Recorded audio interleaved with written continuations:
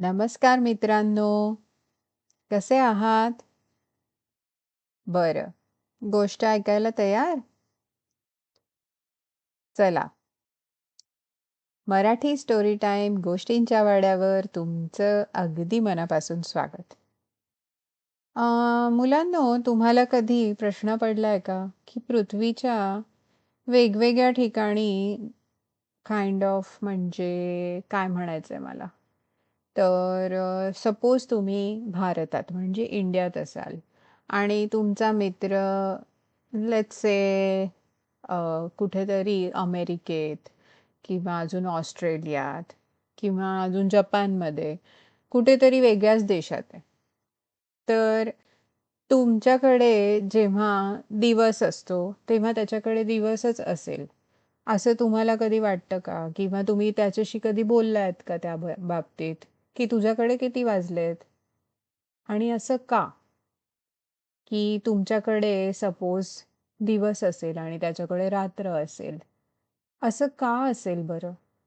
कधी विचार केलाय तुम्ही? आणि तुम्हाला त्याचा अ, काय असतो त्या वेळेचा फरक? हे कळलंय का? कळलं असेल तरी पण ही गोष्ट ऐका आणि नसेल तर ऐकाच. इकडे दिवस तिकडे रात्र ही गोष्ट लिहिली आहे राकेश खन्ना यांनी. चित्र काढली आहे श्रिया वाघ यांनी. मराठी अनुवाद केला आहे भाग्यश्री केंगे यांनी. माधव आणि यारेजी ह्या गोष्टीतले कॅरेक्टर्स आहेत हे. माधव आणि यारेजी पृथ्वीवर एकमेकांच्या अगदी विरुद्ध बाजूला असलेल्या देशात राहतात. अगदी विरुद्ध म्हणजे पृथ्वीच्या अपोजिट साइड्सला. Like if you put a ball in front of you and you stand on one side of the ball, your friend stands exactly opposite to where you are standing. So that ball is nothing but earth. You are on one side of earth, your friend is on other side of earth. Just imagine. तेव्हा यारेजीकडे मात्र दिवस असतो आणि माधवकडे रात्र. त्या दोघांनाही चांदण्या एकाच वेळेला का बरं दिसत नसतील? वेळेतल्या या फरकाबद्दल जाणून घेण्यासाठी ही गोष्ट नक्की ऐका.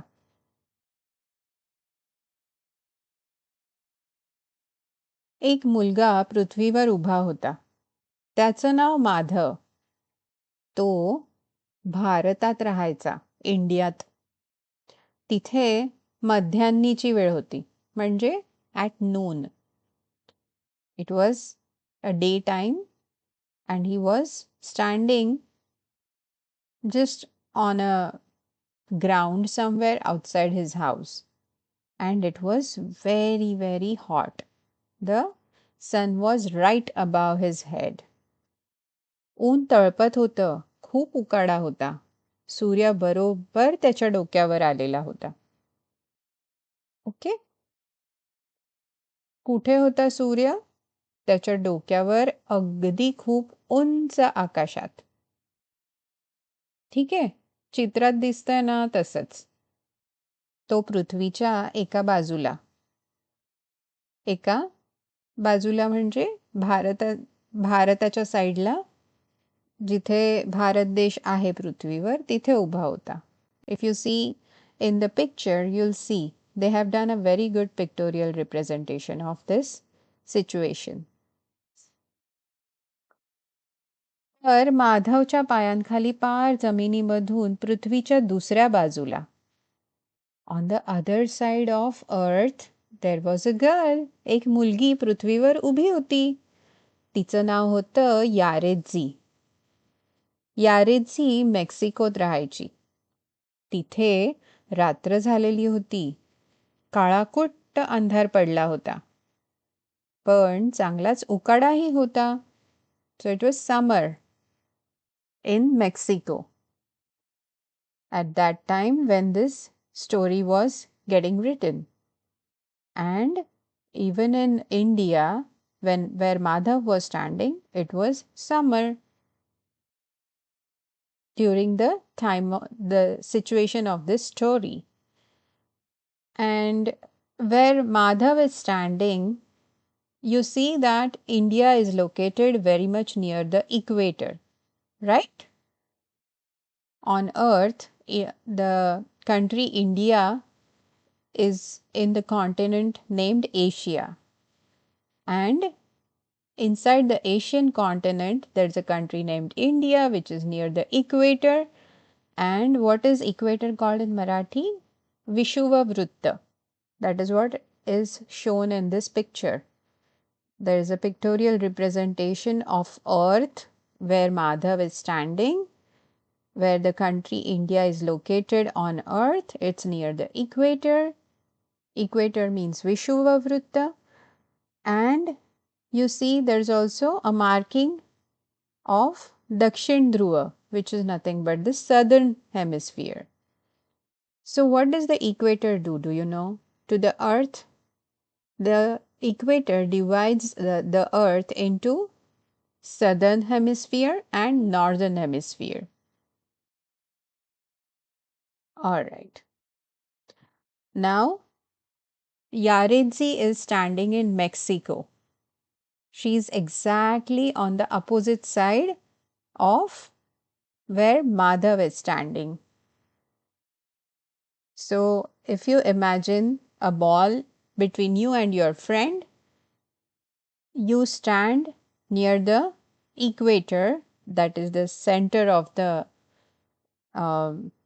sphere of the ball, and you stand exactly opposite to your friend, and your friend is standing towards,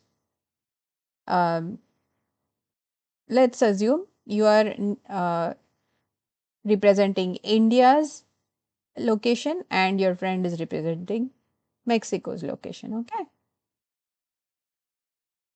सूर्य फक्त माधव राहत असलेल्या जगाच्या बाजूलाच तळपत होता. So it was the sun was rising only on the side of where Madhav was located. It was not on where Yaredzi was located. Basically, यांच्याकडे रात्र होती, त्याच्याकडे दिवस होता. म्हणून यारेची जगाच्या दुसऱ्या टोकाला राहायची. कोणाच्या जगाच्या दुसऱ्या टोकाला? तर माधवच्या जगाच्या दुसऱ्या टोकाला. तिथे त्यावेळी अंधार पडलेला होता. पण यारेजी अजून का बरं झोपली नव्हती? ती म्हणत होती, Me gusta mucho mirarlas estrellas asterisco. म्हणजे काय? हे स्पॅनिश आहे. म्हणजे मला स्टार गेझिंग करायला खूप आवडतं. चांदण्या बघायला पण खूप आवडतं. असं ती सांगतेय. पृथ्वीच्या फिरण्याची दिशा. So, the picture is showing us how does the earth rotate, from which direction to which direction.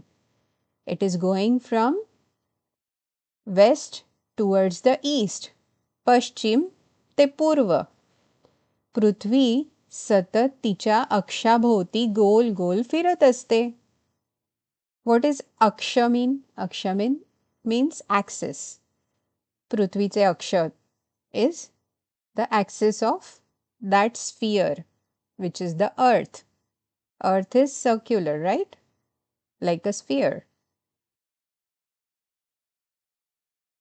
6 तासांनंतर भारतात सूर्य आता माधवच्या डोक्यावर नव्हता. तो पश्चिम दिशेला मावळू लागलेला होता. आकाशात चांदण्या दिसायला लागल्या होत्या. अगदी त्याच वेळेला मेक्सिकोत यारेजी मात्र पूर्वेकडे सूर्य उगवताना बघत होती. आकाश हळूहळू उजळत होतं आणि चांदण्या धुसर व्हायला लागल्या होत्या. So, the times are changing. Basically, the day is becoming night in the Asian continent, whereas in the North American continent, the sun is about to rise, where Yaredzi was living. And where Madhav was living, it was about to sunset. It was a sunset time there. And it was about to sunrise where Yaredzi was living. Right? And the earth is rotating around its axis from west to east. That is what we saw in the picture, right? माधवने यारेतजीशी फोनवर बोलायचं ठरवलं. शुभ संध्याकाळ यारेतजी, म्हणजे तुझ्यासाठी सुप्रभात.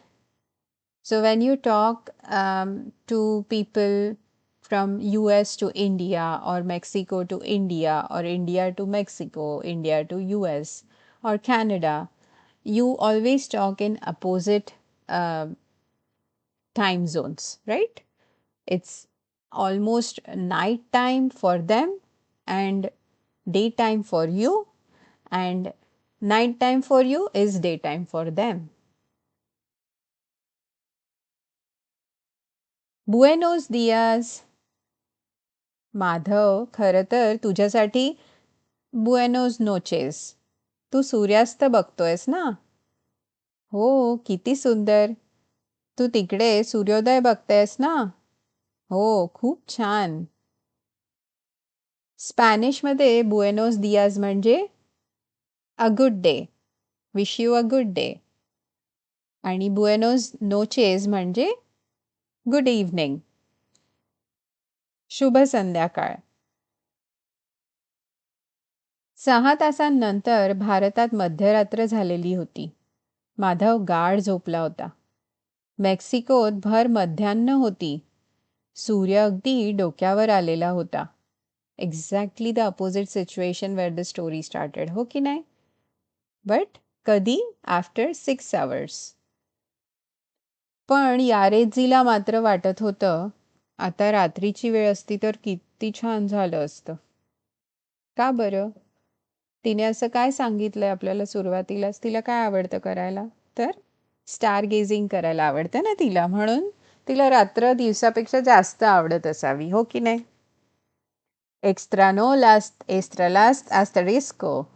स्पॅनिशमध्ये एक्स्ट्रानो लास एस्ट्रलास म्हणजे मला चांदण्यांची आठवण येतेय, मला स्टार गेझिंग करावंसं वाटतंय, असं ती स्वतःशीच पुटपुटते.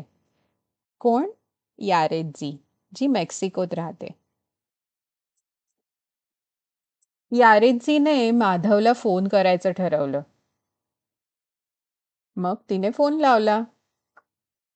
हाय माधव, यारेतजी उत्साहानं म्हणाली. कोण बोलतंय? माधव झोपाळू आवाजात उत्तरला. आत्ता इथे मध्यरात्र झालीये. हो, तुझ्या इथे ना? मला माहिती आहे, यारेतजी म्हणाली. पण तू बाहेर जाऊन माझ्यासाठी चांदण्या बघशील का? आत्ता बाहेर जाऊ म्हणतेस? बाहेर जा आणि हाय म्हणून ये चांदण्यांना, यारेतजी म्हणाली. त्यांना सांग मी लवकरच त्यांना बघेन, हं? बाल्कनीत जाऊन माधवने वर आकाशाकडे बघितलं. हाय चांदण्यांनो, तो म्हणाला. यारेतजीने निरोप दिलाय की ती तुम्हाला लवकरच भेटेल. मग तो परत झोपायला गेला. किती उत्साही आहे तो, बघितलं चांदण्या बघण्यासाठी. वा वा वा. 6 तासांनंतर माधव जागा झाला. त्याला पूर्वेकडून सूर्य उगवताना दिसला. आकाश उजळत होतं आणि चांदण्या धुसर व्हायला लागल्या होत्या. तो त्यांना टाटा करत म्हणाला, बाय बाय. आता तो उत्साही आहे. मेक्सिकोत मात्र त्यावेळी सूर्य यारेतजीच्या डोक्यावर नव्हता. तो तर पश्चिमेला मावळू लागलेला होता. आकाशात चांदण्या उगवायला लागल्या होत्या. लॉस एक्स्ट्राने एतोदोस, यारेतजी उद्गारली. म्हणजे मला तुमची सगळ्यांची खूप आठवण आली. आम्हाला तुझा निरोप मिळाला ग, चांदण्या लुकलुकत तिला म्हणाल्या. माधव आणि यारेजीला एकाच वेळेला चांदण्या का दिसल्या नाहीत? ह्या प्रश्नाचं काय उत्तर असेल आता? आता कळलं ना तुम्हाला? पृथ्वी सतत तिच्या अक्षाभोवती फिरत असते. The earth is rotating around its axis all the time. पृथ्वी जसजशी फिरत जाते तसतसा तो भाग सूर्यासमोर येतो आणि प्रकाशित होतो. So, whenever it's your country's turn to come in front of the sun, that time it comes in front of the sun and you get day. You start your day.